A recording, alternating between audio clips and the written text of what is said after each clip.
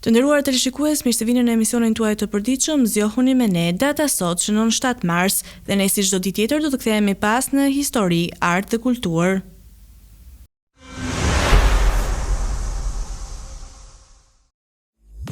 Do të vëmë ngjarjet më të rëndësishme të datës 7 mars, do të themi në vitin 1887, kur në qytetin e Korçës u hap për herë të parë mësejtoria shqipe, duke shënuar një hap të madh për arsimin dhe kulturën shqiptare. Në një kohë kur përdorimi i gjuhës shqipe ishte i ndaluar, kjo shkollë hapi një dritare shprehëse për një kom që kërkonte të ruante identitetin e tij. Përcep të historisë, në 7 mars 1876, Alexander Graham Bell bëri aplikimin për patentën e telefonit, një shpikje që do të zhvillonte komunikimin njerëzor. Por jo të gjitha datat historike kanë qenë paqësore. Në vitin 1936, Gjermania naziste, duke sfiduar Traktatin e Versajës, marshoi drejt Rhinelandit, një hap që do të ndihmonte në ndezjen e flakëve të luftës së dytë botërore. Në anën tjetër të botës, më 7 mars 1965, aktivistët për të drejtat civile në SBA u përballën me dhunë policore, ndërsa marshonin nga Selma drejt Montgomery, në një përpjekje për të siguruar të drejtat e barabarta të votës për afrikano-amerikanët. Në një epokë më moderne, në vitin 2009, NASA lëshoi teleskopin hapësinor Kepler, një mision ambicioz për të kërkuar planetin ngjashëm me Tokën, duke na sjellë më afër përgjigjes së pyetjeve shekullore: a jemi vetëm ne në këtë univers?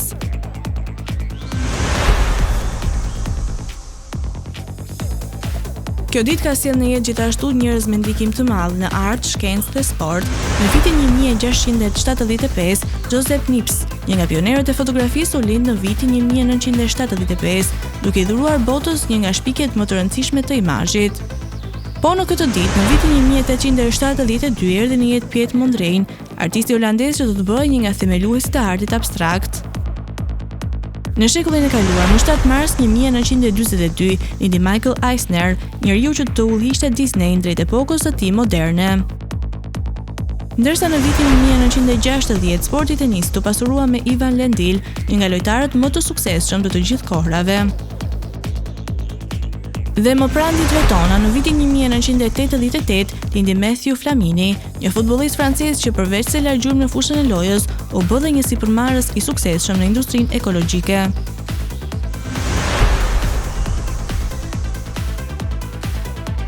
Kjo ditë ka shënuar gjithashtu dhe humbje në histori, dhe më 7 mars të vitit 322 para erës son, bota humbi një nga mendimtarët më të mëdhenj të gjithë kohërave, Aristotelin, filozofin grek që ndikoi në shkencë, etikë dhe politikë.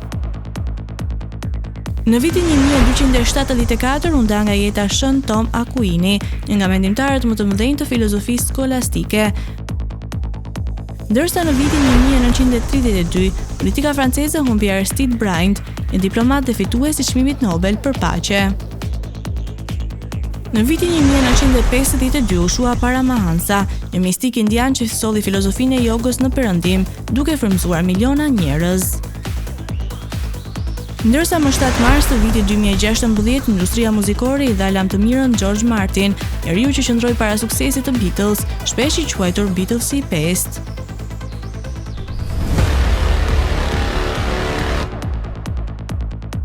Tani u ftoj të ndiqni rubrikën Ne dhe Shëndeti. Kikërikët janë një ushqim i shpejtë që jo vetëm ju ndihmojnë të kaloni kohën, por edhe të ofrojnë shumë ushqyes të shëndetshëm. Ato janë të pasur me vitamina dhe minerale, të pasur me vitaminë B5. Vitamina B5 bën një punë të mrekullueshme në mbrojtjen e funksioneve të zemrës. Ajo rregullon nivelin e kolesterolit dhe mban në kontroll tensionin e gjakut. Vitamina B5 sintetizon shumë përbërës organik të rëndësishëm për trupin e njeriut. Ajo është e rëndësishme për formimin e yndyrnave, proteinave, karbohidrateve, aminoacideve dhe antibiotikëve. Kjo vitamin stimulon gjithashtu hormonet e veshkave. Kikërikët janë të pasur me kalcium që ndihmojnë për forcimin e kockave dhe hekur që ndihmon kundër anemisë. Vetëdijat shëndetësore të kikërikëve. Kikërikët përmbajnë sasi të madhe proteinash. Ato janë një burim i mirë i koenzimës Q10, e cila mbron zemrën gjatë periudhës së mungesës së oksigjenit. Përmbajtja e lartë e kikërikëve me mjatsin ndihmon në shërimin e qelizave të dëmtuara të sëmundjes Alzheimer dhe problemeve të moshës. Kikërikët përmbajnë vitamin E, një antioksidant i fuqishëm që ka treguar se redukton ndjeshëm, rrezikun e kancerit dhe sëmundjeve kardiovaskulare. Kikirikët përmbajnë hekur, element thelbësor për funksionimin e duhur të shilizave të kuqe të gjakut. Ato janë të pastura me kalcium, që ndihmojnë për forcimin e kockave. Studimat tregojnë se duke shtuar qoftë shumë pak kikirik në dietën tuaj, mund të zvogëloni kolesterolin e keq me 14%. Kikirikët përmbajnë fibra që ndihmojnë për të ulur rrezikun e kancerit të zorrës së trash. Studimet kanë treguar se konsumimi i kikirikut për mëngjes ndihmon të balancojë nivelin e sheqerit në gjak gjatë ditës, edhe pas konsumimit të një dreke të pasur në karbohidrate. Nxit fuqinë e memorjes. Kikiriku është ushqim i trurit. Studime të ndryshme kanë treguar se vitamina B3 e gjendur te kikiriku ofron shumë përfitime shëndetësore, përfshirë këtu dhe funksionimin më të mirë të trurit dhe nxit fuqizimin e memorjes. Yndyrna të shëndetshme. Kikirikët janë të pasura me lëndë ushqyese dhe yndyrna të shëndetshme, të cilat ndikojnë pozitivisht në organizmin tonë. Ato përmbajnë vitamin E, A, B3, B6, minerale si hekur, kalium, kalcium, magnez, jod, si dhe përmbajnë dhe 35% triptofan.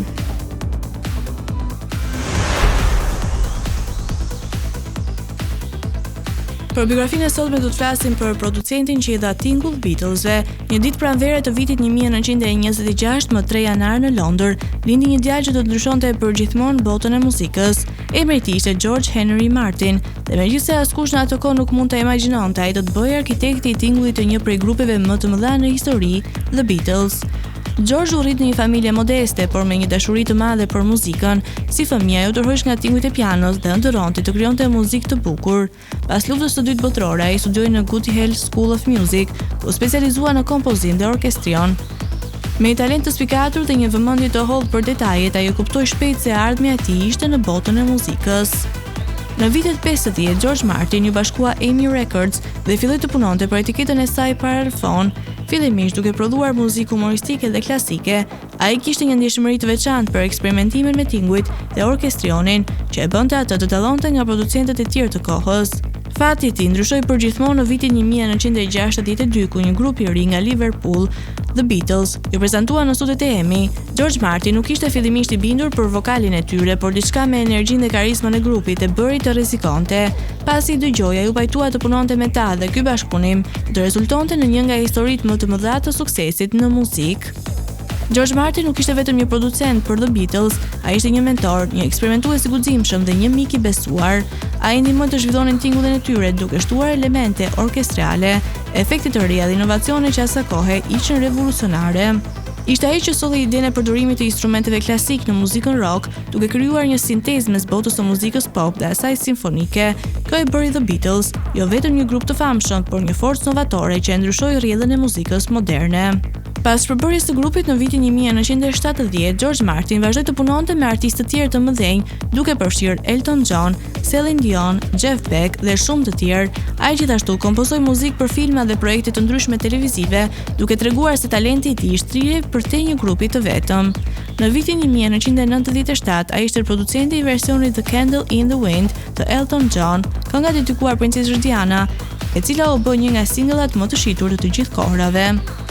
Për dekada me radhë, George Martin u njoh si Beatlesi i pestë, e titull që ai e mbante me modesti, duke theksuar se merita e suksesit i takonte grupit.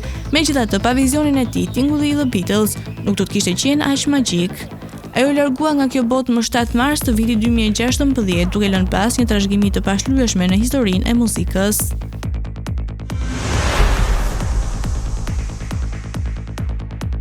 Do të vjojmë me rubrikën Kuriozitete dhe sot do të flasim për shkollën e parë filozofike në botë. Akademia e Platonit është konsideruar si institucioni i parë i arsimit të lartë në historinë perëndimore, themeluar në vitin 387 para erës sonë. Është në një moment kyç në zhvillimin e filozofisë, shkencës dhe mendimit kritik. Kjo akademi, e cila ndodhej në Athinë, nuk ishte vetëm një shkollë ku mësoi filozofia, por një qendër e vërtet studimore ku nxënësit zhvillonin debate, studionin astronominë, matematikën dhe politikën, si dhe eksploronin natyrën e realitetit dhe etikës. Platoni, një nga filozofët më të mëdhenj të gjithë kohërave, ishte nxënës i Sokratit dhe një mendimtar që kërkonte të krijonte një sistem filozofik të bazuar në arsyetim dhe ide. Pas ekzekutimit të Sokratit, Platoni udhtoi në Egjipt dhe Itali, ku ndikua nga shkenca dhe matematika. Këto njohuri solli me vete kur themeloi Akademinë në Athinë, një institucion ku studentët mësonin në mënyrë të hapur dhe zhvillonin mendimin kritik. Në hyrje të akademisë, sipas legjendës, shkruhej: "Askush mos hyjë në akademi nëse nuk di gjeometri." Kjo frazë reflekton të rëndësinë që Platoni jepte matematikës dhe logjikës si bazë për të kuptuar filozofinë dhe natyrën e realitetit. Një nga studentët më të njohur të akademisë ishte Aristoteli, i cili studioi aty për rreth 20 vjet.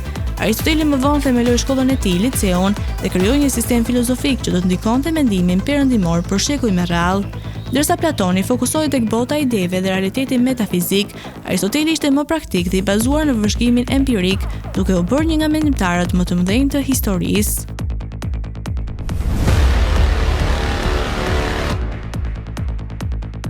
Tani u ftoj të ndiqni parashikimin e motit për territorin shqiptar. Territori shqiptar për datën 7 mars 2025 parashikohet të përshkohet në një mot i qëndrueshëm. Sipas parashikimeve pritet një ditë me kthjellime dhe orë me diell. Temperatura minimale parashikohet të jetë 1 gradë Celsius dhe temperatura maksimale parashikohet të jetë 21 gradë Celsius. Era pritet të fryjë me drejtim nga jugperëndimi me një shpejtësi maksimale 1 deri në 7 metër për sekond, çka do të bëjë të krijohen dallgëzime 1 deri në 2 ball. Ndërsa temperaturat minimale dhe maksimale për disa nga qytetet kryesore të Shqipërisë do të jenë si vijojnë: Shkodër 7 deri në 18 gradë Celsius, Kukës 3 deri në 18 gradë, Peshkopi 4 deri në 18 gradë Celsius, Tiranë 9 deri në 19 gradë, Durrës 7 deri në 16 gradë Celsius, Kavaj 7 deri në 17 gradë,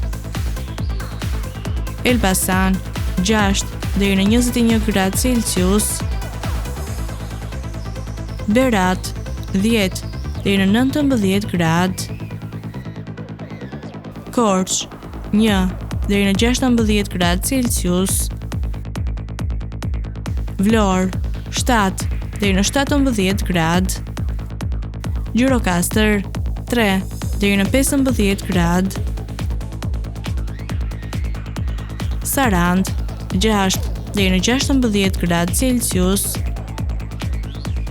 Tani u ftoj të ndiqni parashikimin e motit për territorin e Kosovës. Territori i Kosovës për datën 7 mars 2025 parashikohet të përshkohet në një mot i qëndrueshëm. E gjithdita do të jetë mbushur me kthjellime dhe orë me diell. Sipas parashikimeve, temperatura minimale do të jetë -1 gradë Celsius, ndërsa ajo maksimale parashikohet të jetë 18 gradë Celsius.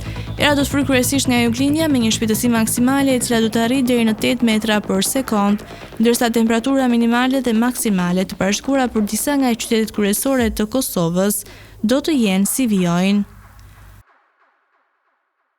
Mitrovic 3 deri në 18 gradë Celsius, Podujev 2 deri në 17 gradë, Skënderaj -1 deri në 15 gradë Celsius, Pej 8 deri në 15 gradë,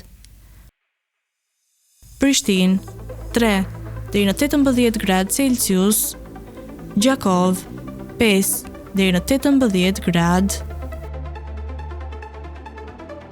Malishev 5 deri në 17 gradë Celsius, Gjilan 0 deri në 18 gradë, Ferisaj 4 deri në 16 gradë Celsius, Kaçanik 5 deri në 17 gradë, Suharek 5 deri në 16 gradë, Prizren 4 deri në 15 gradë Celsius. Të nderuar teleshikues, kemi arritur në fund të emisionit edhe për ditën e sotme. Bashkë do të rishihemi sërish nesër në potën njëjtënor. Deri atëherë, miru takofshim.